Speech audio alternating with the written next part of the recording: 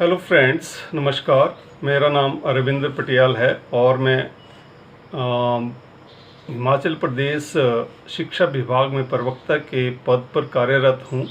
तो हमारा ये कर्तव्य बन जाता है कि हम इस शिक्षा नीति के बारे में बात करें जो अभी हाल ही में मोदी सरकार लेके आई है।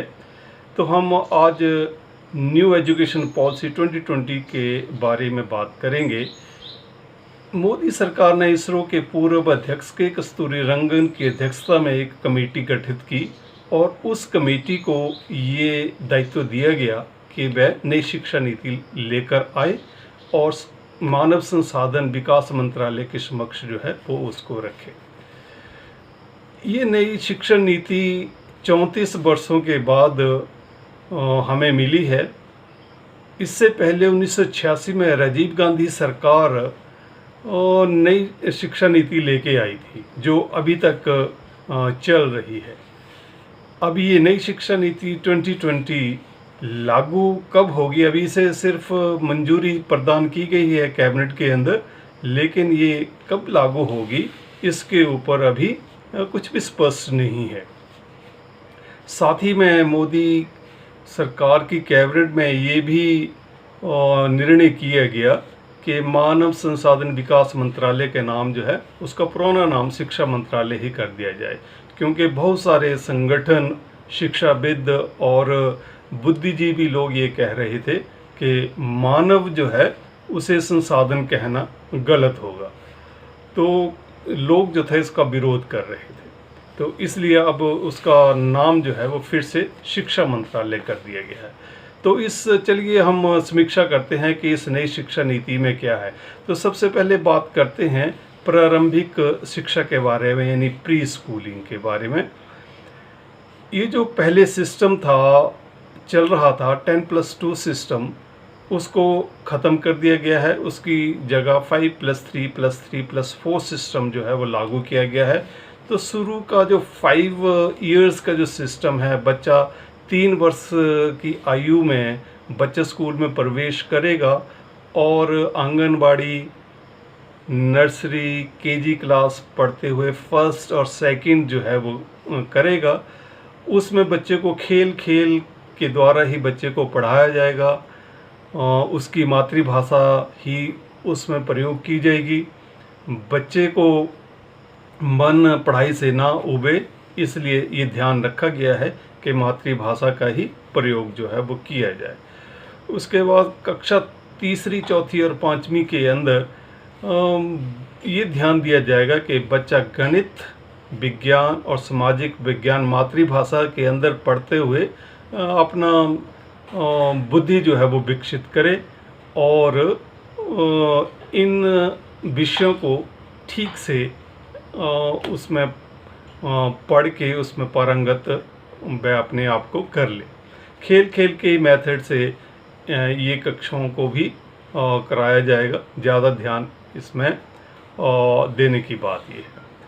फिर आती है कक्षा 6ठी, 7वीं और 8वीं। 6ठी कक्षा के अंदर ही वोकेशनल एजुकेशन को ज़्यादा महत्व दिया गया है।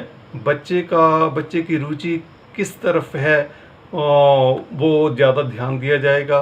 बच्चे की रुचि के अनुसार ही उसे वोकेशनल सब्जेक्ट दिया जाएगा। साल में 10 दिन उसको इंटर्नशिप भी उस वोकेशनल सब्जेक्ट के अंदर कराई जाएगी।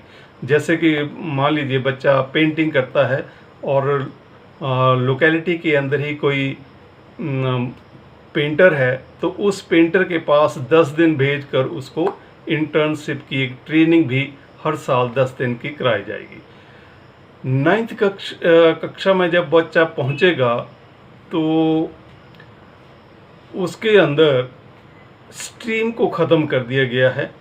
ये अभी भारत के अंदर 3 स्ट्रीम्स चलती हैं, कला, विज्ञान और वाणिज्य, यानी आर्ट्स, साइंस और कॉमर्स की स्ट्रीम चलती है। उस स्ट्रीम को अब ख़त्म कर दिया गया है।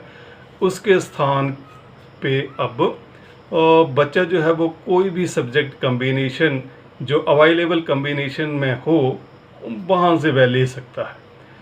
तो बच्चे को बाध्य नहीं किया जा सकता कि वह इसी सब्जेक्ट कम्बिनेशन को पढ़े। उसका जो मन करे वो पढ़ सकता है। फिजिक्स के साथ वो म्यूज़िक भी पढ़ सकता है, यानी जो भी उसके ऊपर जो भी उसको अच्छा लगता हो। ज़्यादा ध्यान ये दिया जाएगा कि बच्चा जो है वो अपनी रुचि जो है किसी भी विषय के अंदर ना खोए, इसलिए ज़्यादातर मातृभाषा में ही बच्चे को पढ़ाया जाएगा। इसके बाद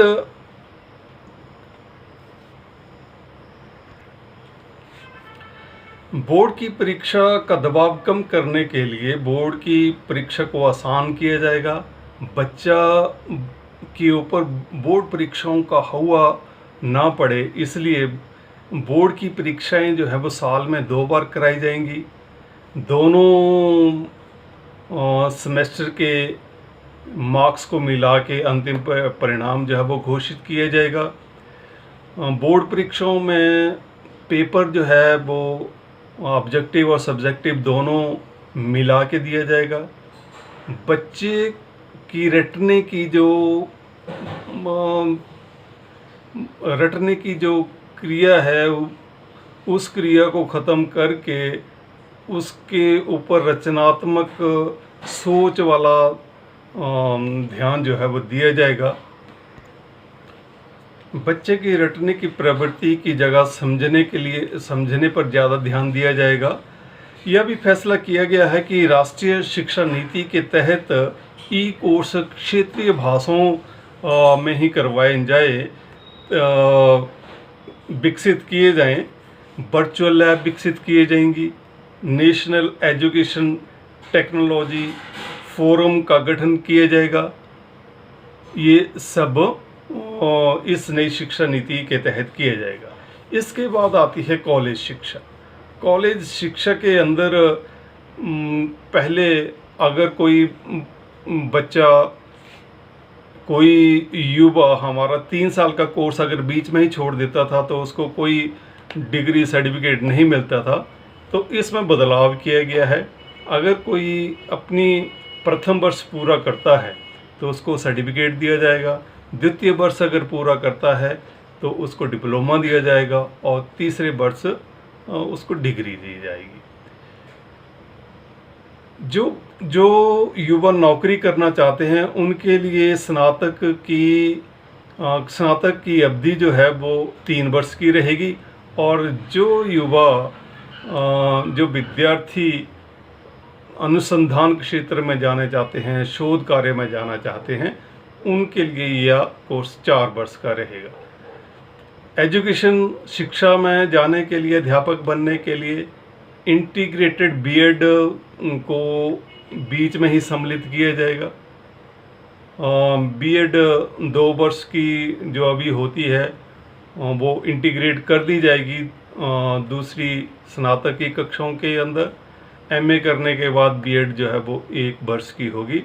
2030 के बाद सिर्फ इंटीग्रेटेड बीएड कोर्स करने वाले ही अध्यापक बन सकेंगे। एमफिल को ख़त्म कर दिया गया है। एमफिल अब नई शिक्षा नीति के तहत नहीं होगी। लीगल और मेडिकल